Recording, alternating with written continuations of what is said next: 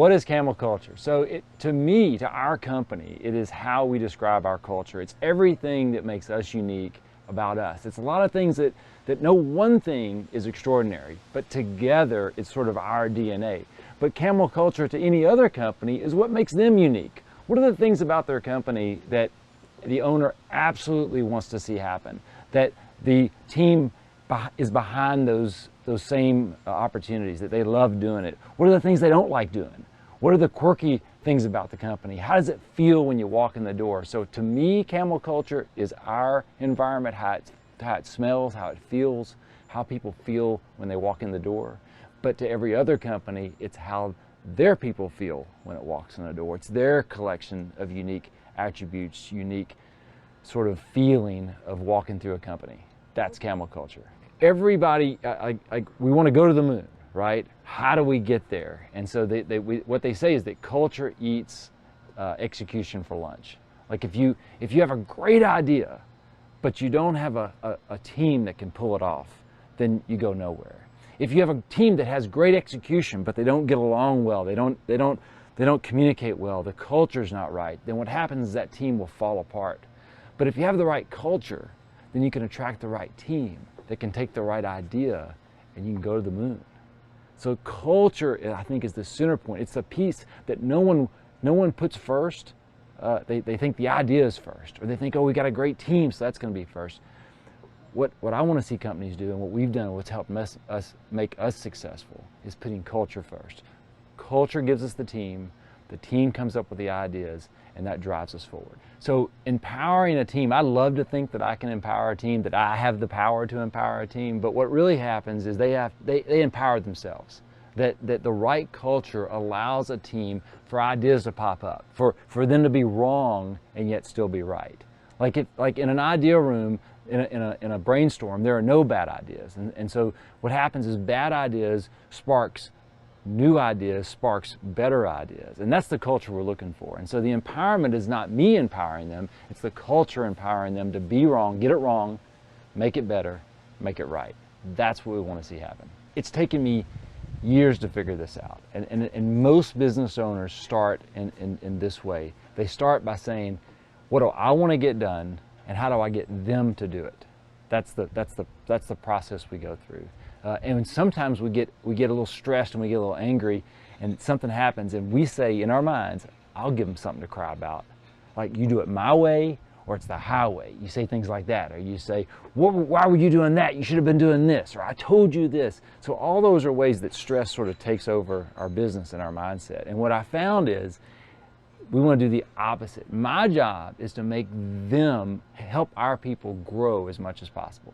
My job is to make them feel comfortable in the workplace. My job is that when they come in, they feel good about being there. I often talk about the person who gets to work and they drive up and they can't believe they have to go in that day.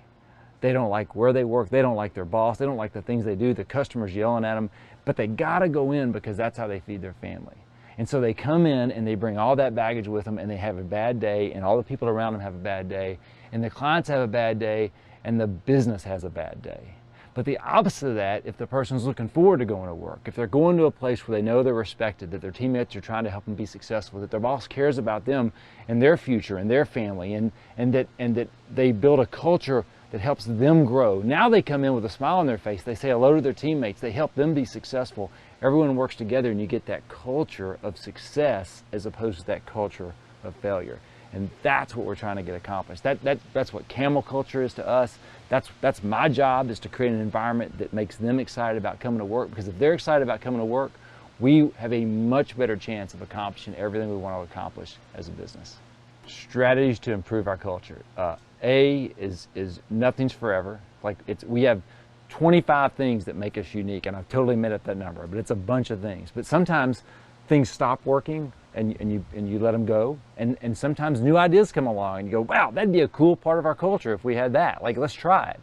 And sometimes the new stuff works and sometimes the new stuff doesn't work, but it's a constant refreshment of ideas. It's energy behind the ideas. Like just setting something in motion and walking away doesn't work. Sometimes you got to come back and say, hey, where are we on this? Where are we on this? Where are we on this?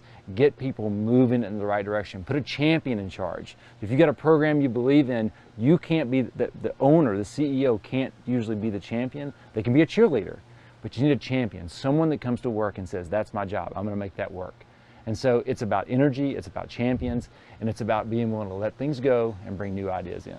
You know, there's different kinds of investment. Like how much money do you want to put towards it? Is there a budget that makes sense for your company? How much time and effort? It's every initiative you take on. If you take it on, then it's a piece of your time. If you assign a champion, it's a piece of their time. What percentage of their time do you want them adding to your culture?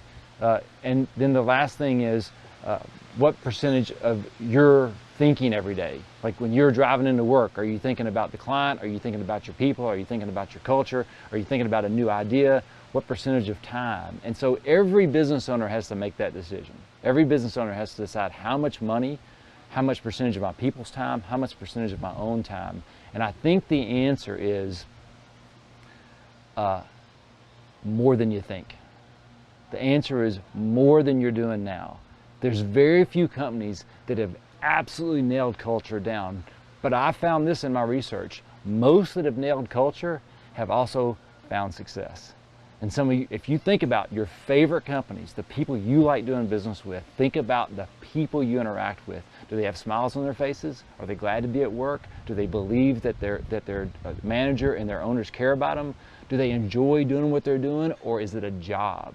And the right culture creates the attitude that creates great businesses. And so no matter what you're investing now, you can probably invest more. There's probably some new ideas. There's probably some things you're doing wrong. Be willing to do it wrong, make it better, and get it right. I think I mentioned it earlier. Great ideas fail when they don't have the right team. Great teams fail when they don't interact in the right culture. Culture eats execution and ideas for lunch. Culture first, everything else takes care of itself.